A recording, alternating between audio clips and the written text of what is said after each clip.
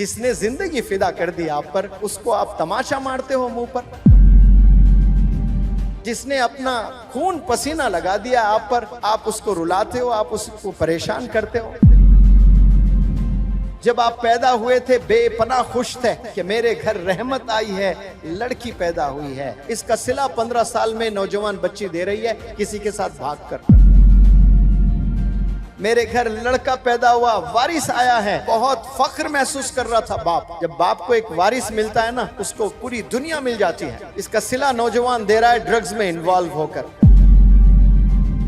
آپ کی امی، آپ کے ابو ایک ٹیم بن کر آپ پر فدا ہو گئے، آپ کی گرومنگ میں لگ گئے، آپ کے ریزنگ میں لگ گئے، کھلانے میں لگ گئے، پلانے میں لگ گئے، پہنانے میں لگ گئے، پڑھانے میں لگ گئے، اور 15 سال کے بعد آپ ریونج لے رہے ہو، بدلہ لے رہے ہو، ذلیل کر رہے ہو۔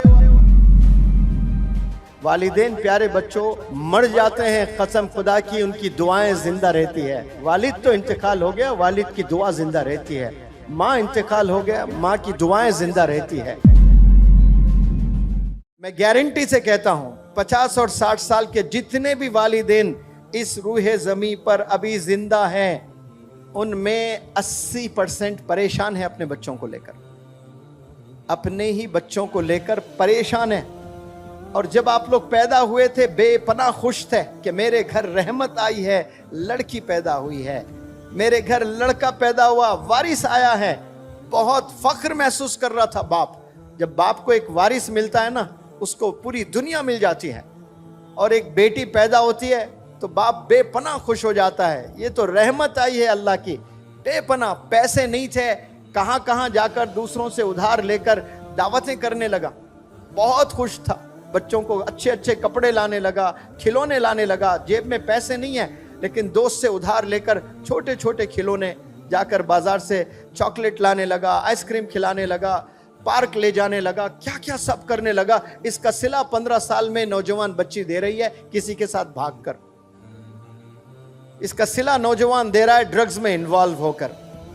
جو ٹیم بن گئے، آپ کی امی، آپ کے ابو ایک ٹیم بن کر آپ پر فدا ہو گئے، آپ کی گرومنگ میں لگ گئے، آپ کے ریزنگ میں لگ گئے، کھلانے میں لگ گئے، پلانے میں لگ گئے، پہنانے میں لگ گئے، پڑھانے میں لگ گئے، سارے آپ کے لیے کام دونوں مل کر ایز اے ٹیم کر رہے ہیں۔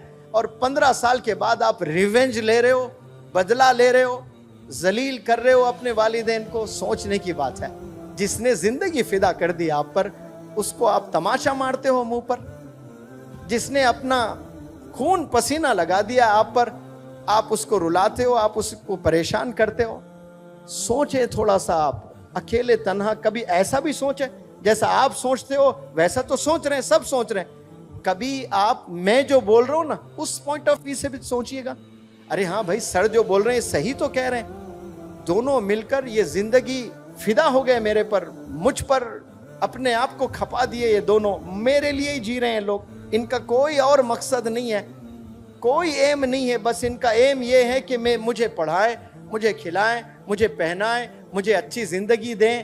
اور واپس میں کیا دے رہی ہوں میرے ابو کو، میرے امی کو؟ میں ذلیل کر رہی ہوں۔ مسجد جانے ڈر رہے ہیں میرے والد نماز کو لیے، کیوں؟ میں نے ایسی گھنونی حرکت کر دی کہ مسجد میں جا کر نماز پڑھنے باپ ڈر رہا ہے، شرمندگی سے چہرہ نہیں دکھا پا رہا ہے۔ تھوڑا سا امیجن کریں، آپ کے والد ہیں، مسجد میں نہیں جا پا رہے، وہاں جہاں بچپن سے نماز پڑھا کرتے تھے، آج آپ نے ایسی حرکت کر دی جو والد محلے میں کسی کے منہ دکھانے لائق نہیں رہے۔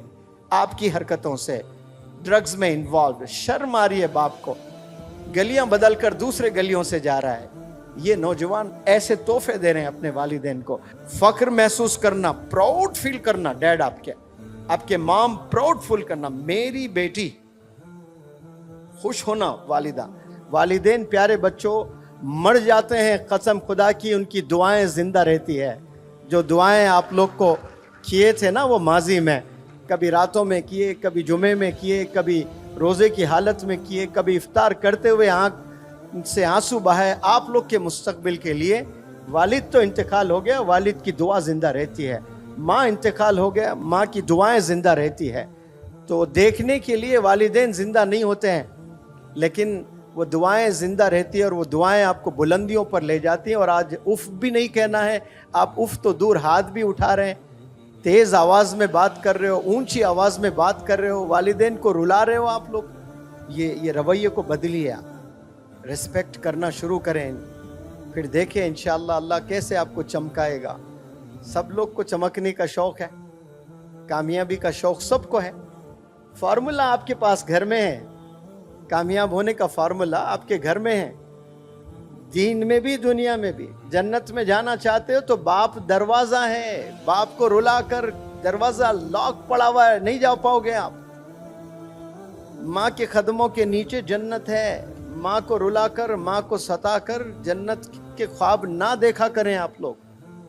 تو جو بھی جنت میں جانے کے خواب دیکھ رہے ہیں وہ جنت آپ کے گھر میں ہے, گھر کے باہر نہیں ہے. آپ لوگ باہر تلاشتے ہیں, میکڈونلڈس میں تلاشتے ہیں, ریزورٹس میں تلاشتے ہیں, پارکس میں تلاشتے ہیں. آپ لوگ کتنے لوگ حج پر جاتے ہیں, لاکھوں, 30-35 لاکھ. کیا سب کے حج قبول ہوتے ہیں؟ سب کے نہیں قبول ہوتے ہیں, کچھ لوگ کے حج قبول ہوتے ہیں. ابا حضور آرام کر رہے ہیں صرف, اور آپ گئے کمرے میں دیکھ کر خوش ہوئے, یہ میرے ابا. مقبول حج کا ثواب ملے گا. کون سے حج کا ثواب؟ مقبول حج. ایک تو حج کا ثواب, ایک مقبول حج کا ثواب. یعنی گویا آپ کے حج کو اللہ نے قبول کر لیا, کیونکہ اللہ جانتا ہے سب کے پاس پیسے نہیں ہیں, سب حج پر نہیں جا سکتے. کوئی بیمار ہے حج پر نہیں جا سکتا, کوئی مخروص ہے حج پر نہیں جا سکتا, کوئی اپاہج ہے حج پر نہیں جا سکتا. وہ بندہ اپنے والدین کو مسکراتے ہوئے دیکھے, حج کا ثواب ملتا ہے. لیکن غفلت کی زندگی میں نوجوان جی رہے ہیں, انہیں پتہ ہی نہیں, اور حج پہ جاتے ہیں بڑے خوش ہوتے ہیں, والدین کو ستا رہے ہیں. تو اللہ کو ایسا حج بھی نہیں چاہیے, ایسے نماز بھی نہیں چاہیے جو والدین کو 365 دن رلاتے ہو. اور آپ حج پر بھی جا رہے ہو, سال میں 2 عمرے بھی کر رہے ہو, 5 وقت نماز بھی پڑھ رہے ہو, چیریٹی بھی دے رہے ہو, لیکن جو اصل کام آپ نے کرنا ہے گھر میں, جو والدین کی خدمت, ان کی ریسپیکٹ, وہ نہ کریں تو پھر کچھ نہیں ہے آپ.